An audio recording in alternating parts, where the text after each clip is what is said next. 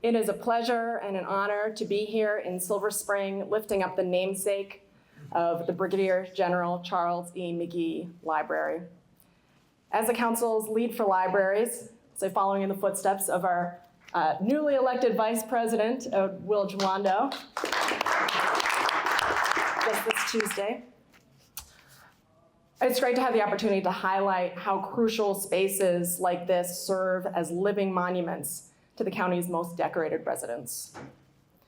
Thanks very much to our hardworking library staff who, like Charles McGee, are models of public service to our community, and thank you to the Office of County Executive Elrich and to the Distinguished Flying Cross Society for organizing this ceremony today.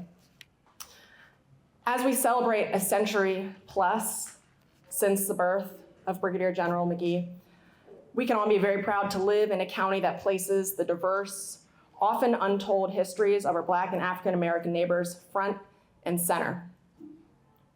It is fitting that this forward-looking, modern, LEED Gold certified facility built over a future Purple Line station, fingers crossed, in one of our key city centers challenges our residents to consider the long and twisting history of this multicultural county and country.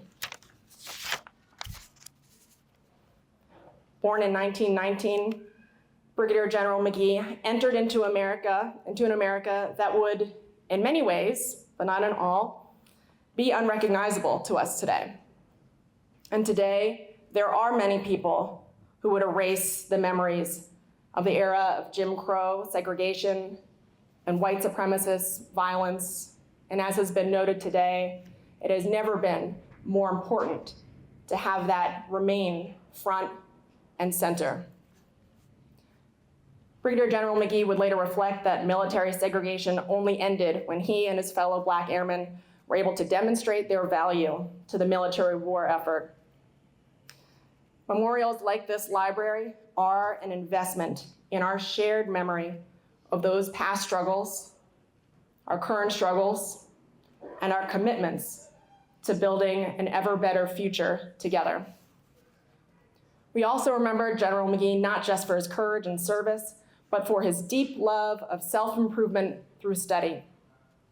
He enlisted in the Army Air Forces during World War II, cutting short his education at the time as an engineering student in his sophomore year, but that would not stop him from finishing his degree at the age of 58, graduating from Columbia over 30 years after his original enlistment.